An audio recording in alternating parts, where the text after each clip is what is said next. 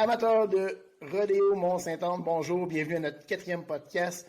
Un podcast avec un solide cascadeur que vous avez pu connaître l'année passée, la dernière année, en 2019, dans Tatoué Rodéo. On l'a vu un petit peu partout. Au Rodéo Mont-Saint-Anne, il a fait sa marque aussi, il est venu nous voir, il s'est promené un peu dans la terre. Je parle de Mirko Martineau. Salut Mirko. Salut Danny, vous allez bien? Très bien. On est content de t'accueillir, Mirko. Je suis content de t'avoir en exclusivité. Nouvelle formule aujourd'hui. On travaille avec Mirko qui va nous parler un peu de son parcours. Moi, j'aime beaucoup le parcours de Mirko. C'est un jeune homme que j'ai vu performer depuis quelques années. Un jeune de 19 ans. Et je pense qu'on a quelque chose d'intéressant à parler autour de ton parcours. Donc, Mirko, parle-nous de tes débuts dans le monde du rodéo. Tu as vu ça comment? Tu as connu le rodéo comment? Et qu'est-ce que tu as dû faire pour t'en aller faire, pour commencer à faire la monte des taureaux de rodéo? Ben, honnêtement, Danny, au début, c'était dur, c'était difficile parce que moi, j'ai vu ça, le rodéo, à 12 ans environ. J'ai demandé à mes parents tout de suite, j'ai vu la monte de taureau, j'ai adoré ça. Je les ai demandé, puis ils se sont revirés de bord, ils ont dit « No way, plus jamais, jamais de la vie, tu feras ça. » Fait que là, c'était un peu un coup de tête. Puis ils pensaient que ça allait être une phase, que ça allait juste passer. Mais là, à un moment donné, moi je me suis pris, puis ça a pris 3 ans jusqu'à temps qu'ils disent, ils me donnent l'ok pour aller voir une clinique de bull riding chez Dave Tardy. Et j'étais supposé juste d'aller regarder, mais finalement j'ai monté des bouillons. Puis ça c'était en 2016, je crois. Ouais, c'est ça, novembre 2016. Donc, Puis, quand tu t'en vas à la clinique, tu t'en vas là supposément comme spectateur. Et là, tu te retrouves sur les taureaux. Premièrement, la clinique de Dave Tardy, qu'est-ce que vous apprenez là-dedans? La première des choses, parce que faut savoir se comporter, il doit y avoir des règles de ouais. sécurité. Donc, parle-moi un petit peu de la clinique de Dave. Ben, c'était vraiment juste te donner une base du bull riding. Puis j'ai vraiment commencé, ils me mettaient sur des petits barils pour comment je dirais ça? Voyons. Désolé, là, je pense. Est-ce que c'est un genre de baril pour aller chercher la position ou c'est un baril C'est ça, pour. c'est ça. Des barils pour te donner de la position pour au lieu de juste te lancer sur un taureau ou un bouvillon ou ils te mettent sur le baril, ils te donnent les positions un peu comme rider un cheval à crue. Puis ils te positionnent, puis ils te font faire des petits drills, comme que je dirais, des petits exercices pour que ça... c'est tout du muscle memory, en anglais on appellerait, donc de la mémoire musculaire. OK. Donc, c'est beaucoup de ça, donc vraiment juste habituer tes muscles à faire les mêmes mouvements, de tout le temps à faire la même chose un peu, puis à un moment donné, tu progressais pendant la clinique, c'était une clinique d'une journée. Et à la fin de la clinique, ils te laissaient rider un bouvillon. Donc, pas un taureau, mais un bouvillon qui est pas mal plus petit puis pas mal moins vigoureux. Donc, c'était plus facile pour justement la première fois que tu montais. Et ma première journée, j'en ai monté 2. Une fois à la clinique, puis là, après, il y avait un bull mania le soir. Donc, OK. j'ai fait la bull mania aussi. Puis dans les juniors, les bouvillons, j'avais gagné les bouvillons ce soir-là. C'était pas mal drôle, mais c'est de même que j'ai commencé. Puis j'ai vraiment pogné la piqûre. Puis de là, ça a juste pas arrêté. Mais ce qui est intéressant, tu gagnes à ta première occasion. Là, papa et maman sont sûrement un peu entre deux feux en disant, mais là, je vais pouvoir encore le retenir bien, bien longtemps parce qu'il y a quand même. Ça prouve en même temps que tu as un certain potentiel, tu as compris, tu as assimilé les notions de base. Ouais, honnêtement, par après ça, mon père était pas content. Ma mère elle savait pas comment le prendre. Puis finalement, ma mère était correcte avec par après, elle m'amenait. Parce que j'y ai vraiment, comme on pourrait dire, tété pour y aller. Puis dans le temps, j'avais pas mon permis, j'avais pas rien. Puis veux pas pour nous, Thetford Mine, c'est 2 heures de route. Fait que Oui. c'était un petit... on y allait à tous les samedis pareil. Par après ça, je pense que j'en ai manqué un ou deux après ça cette année-là. Puis même quand j'avais des rodéos, j'avais commencé les rodéos en 2017. Puis en 2017, quand j'ai commencé, même quand j'avais les rodéos la fin de semaine, j'y allais. Donc, toutes les semaines, j'avais au moins 1 ou 2 taureaux que je montais, ou même 3 des semaines. Le plus que j'avais monté cette année-là, dans une semaine, c'était 6. Mais ça, c'était tout back-à-back tous les soirs. Donc, ça m'a vraiment aidé. Ça m'a vraiment aidé à progresser parce que le plus que tu en montes des taureaux, le mieux que tu vas devenir. C'est pas... c'est un sport qu'il faut que tu le fasses. C'est vraiment pas juste de la pratique. Il faut vraiment que tu le fasses pour être bon. Puis quand tu vas là, Mirko, êtes-vous plusieurs qui vous rendez là? Tu sais, je veux dire, c'est toi qui te réserve une séance. Si je compare avec le hockey, tu peux prendre des cours privés, des cours en groupe. Comment ça se passe quand tu dis, moi, là, à chaque samedi, je m'en vais monter des taureaux chez Dave. Qu'est-ce qui se passe? Ouais. Ben, nous autres, dans le domaine, c'était vraiment... on arrivait, parce qu'après les cliniques, il y avait les Bullmania ou les practice pens qu'on appelait. Ça, c'était plus dans l'été, les practice pens, vu qu'il y avait les rodéos, donc le monde était moins propice à venir. Mais ceux qui voulaient se pratiquer pouvaient encore se pratiquer. Donc, on allait là en gang, vraiment, si on avait 2-3 gars, ça valait pas la peine de descendre, parce que lui, il y avait beaucoup de bœufs, il y avait au moins 20-30 bœufs dans son champ. Puis ça y valait pas la peine de descendre une vingtaine de bœufs pour 3 gars. Donc, lui, il fallait qu'il aille, mettons, 5-6 gars au moins, puis on sortait 2-3 bœufs chaque, si on voulait. Si tu t'en voulais juste un, c'était correct, dépendamment de ce que tu voulais. Et on était vraiment un groupe de gars, on a commencé à vraiment se connaître, puis c'est le même, le monde du rodéo, c'est pas mal petit, donc peu importe tu vas être où, au Québec ou en Ontario, c'est pas mal tous les mêmes gars. Donc on se connaît tous vraiment, puis on devient une famille dans un sens. Donc c'est plus facile de même, puis avec t'as tout le temps quelqu'un à te référer puis à t'aider en même temps. Parfait, excellent. Puis là, ça veut dire que ça va bien, tu montes des taureaux, tu participes à des rodéos. Tu te présentes, ça veut dire en 2018, tu commences pas mal à faire des bons résultats. Là. Si ma mémoire est bonne, on a commencé à te voir au niveau... t'as-tu gagné, je crois, au niveau de l'IPRA Canada ou t'as fini les premiers? Oui, dans le fond, c'était les finales de l'année d'avant. Donc, les finales de 2017, je m'avais qualifié... en 2017, je m'avais qualifié pour les finales de RQ. Oui. Et là, vu que les finales dont le 2017, dans mon année junior, l'IPRA se fait en 2018. Donc, ça commence l'année sur les finales des juniors. Donc, j'ai commencé mon année à gagner les finales. Pas l'année, mais les finales de l'IPRA Canada. Cette fin de semaine-là, c'était en mai. Ça Ouais, c'est à Saint-Tite habituellement. Là, ouais. Ça commence toujours avec la clinique à Saint-Tite. C'est direct après la clinique, ça. Génial. Puis c'est ça, j'avais commencé avec ça.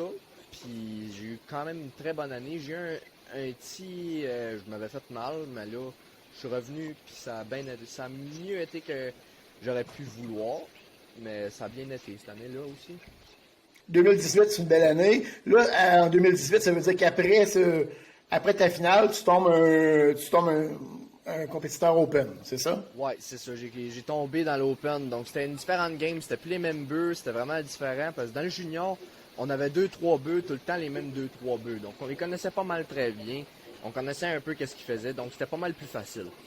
Mais c'était tout le temps redondant. Puis moi, ça m'énervait un peu. Là, finalement, je suis tombé dans l'open. Puis la confiance, je te dis, après avoir gagné ça, était rendue ici.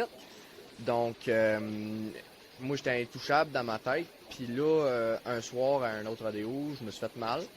Je suis rentré dans l'hôpital, je me suis cassé le nez, j'ai eu une commotion. Puis ça m'a fait peur. Donc, j'ai eu beaucoup de misère cette année-là à revenir. Ça m'a pris, je pense, jusqu'à quasiment la fin de l'année, de finalement faire un autre 8 secondes. J'avais vraiment... Je m'avais fait peur dans un sens. Puis ça arrive un peu à tous les bull riders, puis ça arrive tout le temps.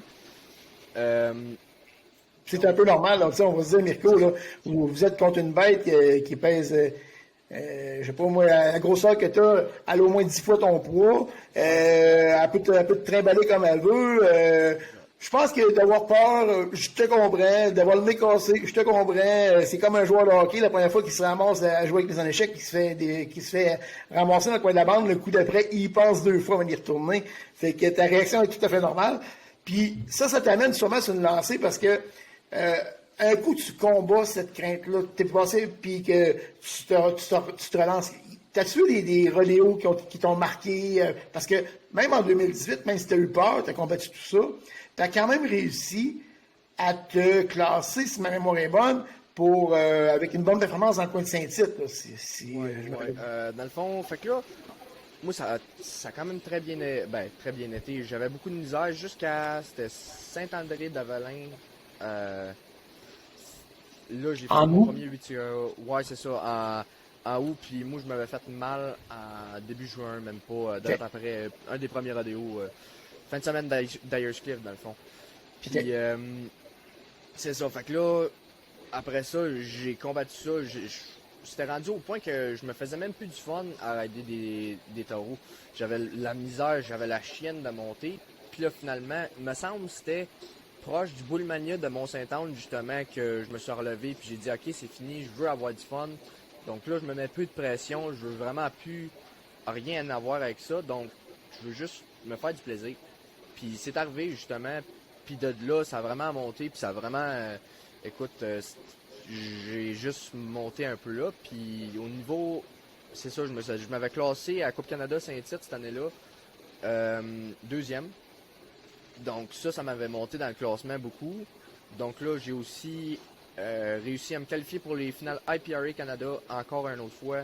Mais l'année d'après, justement, en Open. Fait que là, moi, c'était mon bonheur, là, pour ma première année. Cool. Puis, tu sais, tout ça, ça va vite. Mais tu fais quoi, toi, chez toi, pour réussir à performer? Tu sais, c'est bien beau de dire, là, je monte des bœufs. Je regarde, il doit y avoir une certaine préparation. Tu t'entraînes dessus. T'as-tu monté un setup chez toi pour justement atteindre ces performances-là? Ou tu vas me dire, Danny, je suis naturel. Je suis de même, moi, j'embarque sur un bœuf, je le sens, puis ça va bien. Ben, au début, vraiment, dans ma première année et demie environ, c'était vraiment naturel. Je faisais pas grand-chose. Je raidais peut-être des chevaux à cru quasiment tous les soirs. Mais après ça, j'ai commencé à plus prendre ça technique. Puis j'ai commencé à avoir un petit training, comme qu'on dirait, pas vraiment grand-chose, parce que je veux pas... ben là, dans ce temps-là, j'avais l'école, puis en été, je travaillais. Puis j'ai une petite balle de yoga, une grosse balle de yoga, que je faisais un peu des drills de ballon là-dessus. J'ai une grosse balle aussi que je me mets debout dessus. J'ai une coupe d'affaires comme ça, mais c'était pas jusqu'à récemment, l'année passée environ, je me suis vraiment fait un baril stationnaire, donc un baril de colle avec comme un stand pour que juste que tu sens un peu plus le mouvement, ben pas le mouvement, mais juste que tu te positionnes un peu mieux pour avoir cette mémoire musculaire là. OK. Puis, tu me parles de mémoire, moi, en tout cas, je t'ai côtoyé beaucoup avec Tatoué Rodéo et compagnie.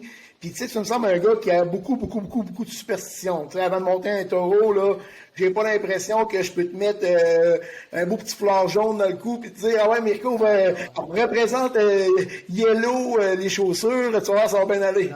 Tu vois, c'est quoi tes superstitions qui viennent avec Mirko? J'en ai une couple de superstitions. De premier, le plus grave, c'est jamais mettre ton chapeau sur le lit. Ça en est un gros que, écoute, je vois ça, puis ça me gruge l'intérieur, puis si jamais ça t'arrive, ou si jamais ça l'arrive, faut que peu importe ton chapeau, tu donnes un gros coup sur le mur, mais même à ça, ça n'enlève pas le bad luck. Mais ça, c'est un des pires. Après ça, pour le bull riding, je lave pas mes jeans que je ride dedans. Puis j'utilise la même paire de jeans à toutes les... Ben, jusqu'à temps que j'aille soit des trous dedans ou juste récemment, je pense que c'était l'année passée, je m'avais finalement acheté une nouvelle paire de jeans après 3-4 ans d'avoir utilisé la même paire de jeans. Donc, il devait sentir bon, hein? Ouais, c'est ça. Ils sont plus bleus, là, ils sont rendus quasiment brun noir. Parce que Mais j'espère que t'as pas monté trop souvent avec Country Junkie, là, parce que de ce que je peux voir des fois dans l'arrière-scène, ouais, c'est ça. ça chie partout avec ce taureau-là. Oh, ouais, ça dépend. J'en ai déjà eu qui sont vraiment en salle, puis mais veux pas, la merde elle va coller, mais elle va pas tant coller que ça, parce qu'à un moment donné, ça fait juste tout le temps se frotter. Fait que là, ils deviennent juste comme un vert, un bleu vert un peu les jeans. Mais vraiment, t'es secou avant de rider, puis tu vois vraiment la poussière sortir, puis ainsi de suite. C'est de quoi. Mais c'est ça aussi, il y a le jaune. Moi, je porte pas du jaune au rodéo. J'ai une chemise avec un peu de jaune dessus, c'était ma première chemise, mais j'en mets quasiment jamais du jaune au rodéo non plus. C'est de penser d'une autre superstition, mais je pense que c'est les trois pires, ça là, mais... Puis, t'as-tu une couleur qui te porte chance? Je sais pas, Moi, qu'est-ce qui me porte plus de chance, honnêtement, c'est des nouvelles chemises. C'est drôle, mais une nouvelle chemise, je m'en souviens, au début, quand je commençais à sortir avec ma blonde, elle m'achetait des nouvelles chemises. Puis à chaque fois que je mettais une de ces nouvelles chemises-là, je performais. Donc, ça a commencé à être un de mes rituels, on peut dire. J'achetais une chemise, je la mettais, puis quand je la mettais, ben, soit que j'avais tout le temps du fun ou je faisais très bien dans le rodéo. Fait que, donc, c'est un beau message. En même temps, Mirko, tu es en train de dire à des sponsors qui seraient intéressés à dire hey, j'ai un kid de 19 ans, là, habillez-moi à chaque fois, là, puis vous m'aidez à performer, puis moi, je vais vous mettre un peu à l'avant-plan aussi. Là. c'est ça. S'ils n'ont pas compris le message, ils ne le comprendront jamais. Ouais, c'est ça. C'est super intéressant. Puis, en dehors des superstitions, là, quand vient le moment d'embarquer sur le taureau, parce que tu sais, c'est quand même impressionnant, là, je veux dire, ça brasse dans les chutes de rodéo, et ainsi de suite. Y a-tu des éléments que, tu sais, exemple, as-tu toujours le pied droit qui passe devant le pied gauche, tu vas-tu, y a-tu des points techniques que tu travailles dans la chute qui sont super importants avant de donner le go pour qu'il ouvre la porte? Ouais, ben dans le fond, moi, avant que même que je monte sur mon tarot, je suis vraiment... J'ai tout le temps un petit rituel que je fais, même en arrière des chutes, quand je me prépare. J'ai tout le temps un peu, OK, vers cette discipline-là, je mets mes bottes vers ça, je mets ci, je mets ça. Puis, rendu là à la fin, je suis prêt. Je suis tout le temps quelqu'un qui est prêt d'avance. Donc, mais là, après, pour monter dessus, j'ai pas vraiment de rituel. Ça dépend du taureau, vraiment. Parce que, par exemple, si c'est un jeune taureau qui est plus vigoureux puis il brasse un peu plus, je vais me donner un peu un air de OK, je m'en fous, tu sais, je veux juste que ça aille bien, je suis vraiment calme. Parce que l'animal veut pas, eux autres, ben, le bœuf, il est capable de sentir une mouche qui y tombe sur le dos. Fait que nous, ils nous sentent très bien. Fait que tout ce qu'on ressent, ils sentent aussi. C'est la même chose pour les chevaux. Donc, c'est ça, il faut vraiment que tu sois calme. Juste calme, puis tu fais tes affaires, puis s'il bug, s'il fait de quoi, ben tu lui laisses faire. Puis à un moment donné, il va comprendre que ça marche pas, puis il va rester sur ton dos pareil. Donc à un moment donné, il va se calmer lui aussi. Puis c'est pas mal ça. C'est pas plus difficile que ça, mais c'est technique pas mal aussi. Des fois, t'en as que tu penses que c'est des monstres, là, mais à un moment donné, il faut que tu te dises aussi, un bœuf c'est un bœuf, puis ils sont tous pareils dans un sens. Ça a toutes quatre pattes, deux yeux, un nez. Et deux cornes. Ouais, c'est ça. Petit détail. Un autre petit détail qu'on pourrait dire, Mirko, êtes-vous préparé face au bœuf qui s'en vient? Tu sais, tantôt, je nommais Country Junkie, qui a été nommé premier au niveau par IPRA Canada et compagnie. Mais est-ce que vous avez de l'info? Avez-vous tel bœuf, exemple, il sort toujours de la droite, fait 3 pas à gauche, il bronque de cette façon-là, ou c'est vous autres qui allez chercher votre expertise en regardant les autres aller, en voyant les semaines en pré-semaine. Ouais, coudonc, quand je vois Blackjack, il sort tout le temps de même. Comment ça fonctionne pour que vous ayez le maximum d'informations? Parce qu'ils ont tous leurs patterns, ces animaux-là. Ouais, c'est ça. Mais moi, je suis vraiment de l'avis, j'ai un avis différent, parce qu'un animal, c'est un animal, il va faire qu'est-ce qu'il veut. Donc, moi, je vais vraiment pas demander qu'est-ce qu'il va faire. Moi, je vais vraiment le rider comme là, entre mes deux jambes. Il y a beaucoup de gars qui vont demander « Ah, c'est quoi qu'il fait, c'est quoi qu'il fait? » Ben, moi, je m'en fous. Moi, je vais le rider jump for jump, comme qu'on dit. Donc, saut pour saut, buck pour buck. Puis, de même, tu te fais pas avoir. Puis, ben, même des fois, je me fais avoir parce que je connais tellement un bœuf que je me dis « Ah, il va faire ça. » Mais là, il fait de quoi complètement différent. Puis là, tu te ramasses à terre et tu te dis, ben voyons donc. Comment ça, je me suis laissé avoir? Puis finalement, c'est pour ça que j'ai commencé à avoir de cette avis-là. Je veux pas savoir qu'est-ce qu'il fait. Je veux juste, je vais me mettre dessus, puis ça va faire qu'est-ce que ça va faire. Parce que il y a des bœufs qui vont tout le temps à gauche, puis une fois, ils vont se pogner à la corne dans le gate de la chute, puis ils vont virer à droite. OK. Ça dépend vraiment du bœuf. Ah, c'est bon, c'est une bonne façon aussi parce que, comme tu dis, si tu te fais une image puis que ça vient tout croche, ben, tu vas être en maudit d'avoir suivi le conseil. Ça fait que c'est tout à fait logique. Petite question, Mirko, toute jeune encore, fait 4 ans, tu roules environ ta bosse. Ben, ça fait, non, on est rendu en 2021, ça fait maintenant 6 ans que tu vas avoir ta 6e année que tu vas entreprendre. Aujourd'hui, là, tu vises quoi, là? Ben, on va dire en 2019, super belle saison, on t'a vu beaucoup, ainsi de suite, tu as eu des belles performances. 2020, l'année du COVID, t'as-tu raidé un peu? T'es-tu allé un peu aux États-Unis, au Canada, dans l'Ouest canadien, ou t'as rien fait pantoute? Ben, je suis pas mal resté ici parce que cette année, je viens de commencer à être sur le marché du travail. J'ai fini l'école. Donc, j'ai commencé à travailler full-time. Puis, je travaille comme un maniaque. Donc, je travaille de 6 heures du matin à 8 heures du soir. Donc, c'est ça. Fait que là, les rodéos, c'est vraiment mes fins de semaine. Mais il y avait des rodéos en Ontario. Les Fisher qui faisaient des rodéos. Donc, on a eu trois rodéos et des practice pen un peu qu'on a pu faire. Et je pense de mon été, je vais peut-être monter 3, 4 bœufs, 5 bœufs, gros max, mais pas plus que ça. C'était vraiment. J'aurais aimé ça, m'en aller à quelque part d'autre, mais l'argent ne me laissait pas et non plus j'avais d'autres choses aussi qu'il fallait que je règle ici. Mais là, en travaillant comme un fou de même, tu es en train de te mettre de l'argent de côté. Tu vas avoir une grosse saison 2021 qui s'en vient, je suppose. C'est ça. J'ai Exact. jamais été riche de même dans mon été, mais j'ai jamais été autant me demander qu'est-ce que je faisais de ma vie. Hein, c'est ça l'affaire. Ah, mais là, tu vas voir que ça recommence. Et puis, Mirko, ton plus grand exploit à date, c'est quoi?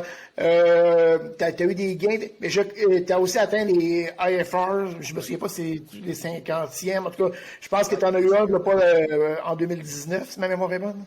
Ben, ça passait en 2020, donc ben, j'ai justement mes jackets là, mais Oui, oui. je l'attendais, mais c'est ça, c'était en 2020 que ça s'est passé, puis ça c'est vraiment à ce moment-là, c'est un de mes grands exploits parce que je me voyais, moi, quand j'ai commencé, ma première année, c'était les 50e de Saint-Tite. Donc je me suis dit, ok, je vais me rendre aux 50e de Saint-Tite. Puis là après, je me suis rendu.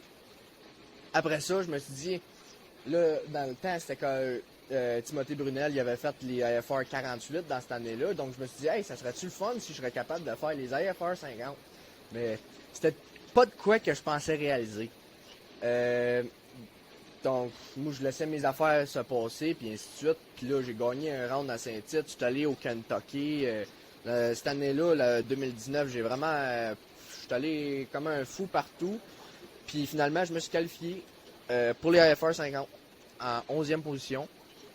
Donc, C'est quand même pas mal, là. ouais, moi je suis vraiment content. Écoute, j'ai dépensé tout l'argent que j'avais dans ma poche, mais je l'ai bien dépensé aussi en même temps parce que j'ai eu des très beaux voyages, j'ai eu des très beaux expériences. J'avais jamais été raidé dans les États, puis j'avais raidé 2 fois dans les États, ben là 3, 5, 6 fois, là, je veux pas avec les IFR. Mais c'est ça, j'avais jamais fait ça, j'avais jamais raidé ailleurs que vraiment le Québec. Puis là, vraiment, je suis allé plus loin, je suis allé voir d'autres mondes, j'ai vu comment que ça se passait là-bas, puis c'est différent.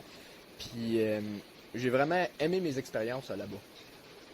Cool. Rodéo Mont-Saint-Anne, pour toi, t'es venu combien de fois chez nous? Parce que nous, on est encore un rodéo qui est encore jeune. On était là en 2017, 2018 et 2019. 2019, on a eu l'occasion de te voir pendant le rodéo, proprement dit. On a aussi eu les finales de Tatoué Rodéo. Comment ça se passe quand tu viens chez nous? Premièrement, nous as-tu connus au moment qu'on était sur la montagne du Mont-Saint-Anne? Moi, j'ai commencé la même année que vous avez commencé. Donc, ça, c'était ma première année. J'avais commencé dans le junior, justement. Et moi, j'étais vraiment tout seul dans ce monde-là quand j'ai commencé. Je connaissais pas personne. Donc, j'arrivais, je faisais mes affaires, puis je partais. Mais Mont-Saint-Anne, la première année, on savait pas où rentrer, on savait pas comment se rendre, mettre le GPS, away go, on y va, puis c'est ça que ça a fait. Puis j'ai pas fait grand chose à Mont-Saint-Anne à date, mais j'aimerais ça, honnêtement. L'année passée, j'ai vraiment essayé fort pour tatouer rodéo justement, puis aussi juste rider mes deux bœufs parce que c'était deux taureaux très très bons que j'aimais, que je voulais, ça faisait longtemps. Mais si je suis assez chanceux d'y revoir dans les prochaines années, je vais être content, mettons. Mais Excellent. j'aime bien l'ambiance aussi, ça se fait très bien à Mont-Saint-Anne, j'aime bien ça. Ben, surtout le nouvel emplacement, je sais pas comment tu as trouvé ça en 2019, là, mais Ouais. écoute, C'était, on a vraiment un beau setup. ouais, c'était bien plus le fun, moi je trouvais, parce que justement, sans montagne, c'était beau, c'était très beau, mais là, sans montagne, il faisait tout le temps vraiment chaud, à cause que c'était direct sur l'asphalte, puis Ouais.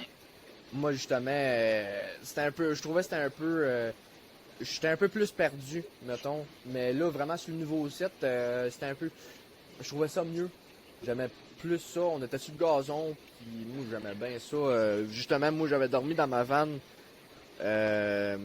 au Mont-Saint-Anne, puis il faisait quand même très chaud, mais t'es direct sur la rivière, donc t'as le fleuve dans le fond, puis Ouais. t'as le vent du fleuve, fait qu'on est très bien, puis moi j'aime bien ça. Thème 27. Et puis, Mirko, tantôt tu parlais des autres compétiteurs. T'as-tu des compétiteurs à travers le Québec qui peuvent te paraître intimidants? Tu sais, moi, te nommer deux, trois noms, là, mais quand on voit un gars comme Dusty, Dusty McMullen, que tu dois rivaliser quasiment à chaque rodéo. T'as des gars comme Nick Briand qui ont eu des super belles années. Ils sont peut-être plus, Nick, il donne un gros coup de main aux jeunes, mais tu sais, il n'est pas à son apogée, sauf que y a-tu des gens, t'as-tu des compétiteurs qui peuvent un peu t'intimider ou au contraire, ça te sert de modèle, puis c'est ces gars-là que tu vas voir, puis tu vas faire mieux que ça? Ouais, c'est ça. Moi j'essaie pas de m'intimider avec parce que je veux pas, c'est du monde pareil, c'est des humains pareils. Donc, moi, je suis vraiment de l'avis que si tu veux être un des meilleurs, ben, tu parles avec les meilleurs, puis t'essaies de, tu sais, puis moi, je suis très capable, j'aime ça, parler au monde. Donc, j'aime ça, donner mes connaissances ou prendre des connaissances juste de quelqu'un d'autre que ça fait des années qu'il ride. Donc, moi et Dusty, on se connaît quand même très bien. On se parle, ben, encore aujourd'hui, on se parle pendant la COVID, puis ainsi de suite, on prend de nos nouvelles.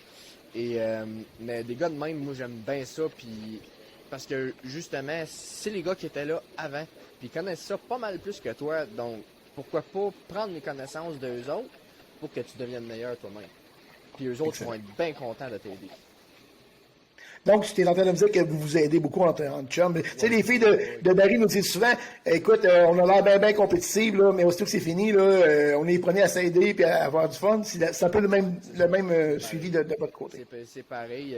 Il y en a une couple, tu sais, ben, je pourrais pas les nommer, là, mais il y en a des fois qui arrivent puis ils pensent que c'est bien compétitif, ils vont t'accorder croche un peu, mais là, finalement, ils vont réaliser, ah, ok, c'est vraiment pas de même, c'est body, on va s'aider. Tout le monde s'aide, je veux pas, moi, si mon chum, moi, je ride devant mon chum, puis là, mon chum, il est dans un shot, moi, je vais aller tirer sa corde ou je vais le spotter, je vais faire de quoi pour l'aider. Parce que c'est juste, le monde, là, on les aime quand même. Comme j'ai dit, on est rendu une grosse famille à ce point-là. Parce qu'on se voit tous les fins de semaine. Puis écoute, il y a bien des fois où on se fait des gros soupers ensemble. On est vraiment, on est pas mal. Ça devient une famille à la fin. À ce temps, les questions qui tuent, Mirko, OK? Pourquoi toi, tu as choisi les taureaux plutôt que les chevaux? Les deux bocs, les deux... tu sais, c'est des disciplines quand même qui ont des similitudes. De part et d'autre, vous avez des respects incroyables. Tu sais, j'écoutais des fois des gars qui font la montre de taureau avec ou sans selle. Sont là, ils vous regardent, mais tu sais, ils pratiquent rarement votre discipline. Et toi, c'est la même chose. Pourquoi tu t'embarques pas sur un cheval avec ou sans selle, puis tu ne tentes pas ce move-là? Ben honnêtement, ça fait longtemps, ben depuis ma première année, je regarde ça, puis j'aimerais ça faire ça les deux. Donc la montre de chevaux avec selle et sans selle, les deux. J'avais déjà pris une clinique pour Dave Tardy, il en avait fait un avec son fils Charles Tardy. Donc j'avais pris une clinique là, puis j'avais trouvé ça hyper le fun, mais dans le temps c'était juste vraiment pas le temps pour moi, donc j'ai vraiment juste continué sur les taureaux. Mais les taureaux, ça m'a toujours plus impressionné, donc j'ai toujours voulu plus m'en aller là-dedans, aussi avec la PBR puis ainsi de suite. C'est pour ça c'est plus médiatisé. Donc c'est vraiment de quoi que tu regardes puis t'es genre waouh, c'est vraiment beau. Puis donc je me suis ramassé là-dedans, mais récemment c'est de quoi que j'aimerais essayer, vraiment me mettre sur un cheval puis essayer ça, puis ce serait le fun, moi je trouve.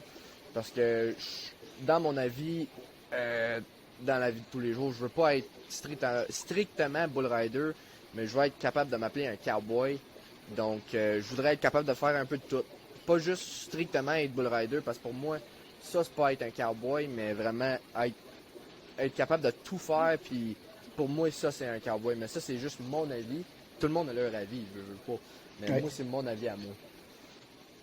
Mais c'est quoi pour toi, t'as-tu des modèles, tu sais, je veux dire, il y a encore tu sais, on a des cowboys au Québec, je vais donner Gino Perron qui faisait plus qu'une discipline, t'as Marc Delande qui faisait du bull riding, mais aussi qui faisait du terrassement du bourguignon. Ça, c'est un peu ce que toi, tu veux avoir deux, trois facettes dans ton jeu. Là. Ouais, écoute, le monde là qui sont all around, comme qu'on dirait, ça j'ai trouve écœurant, je trouve ça assez cool. Je regarde ça puis ça, je brille des yeux à voir ça, veux pas là. Puis d'un modèle, tu sais, mes gros modèles dans le bull riding, mettons, j'aurais, tu sais, je pourrais en nommer des tonnes, mais tu sais, c'est sûr qu'il y a JB Mooney, il y a Lane Frost, il y a Sage Kimzey, Stetson Wright. Stetson Wright, justement, lui, il fait il fait du saddle bronc et du bull riding, donc ça, c'en est un que je trouve vraiment, vraiment cool.